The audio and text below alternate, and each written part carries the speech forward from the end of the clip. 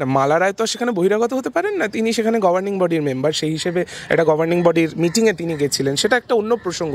দেখুন, যোগেশচন্দ্র কলেজের যেটা মর্নিং, যেটা ল কলেজ আছে এবং ডে কলেজ আছে, তাদের মধ্যে নিজস্ব কোনো মানে মতানৈক্য থাকতে পারে এবং সেটা নিয়ে বেশ কিছু সময় বেশ কিছু বক্তব্য বেরিয়ে আসছে।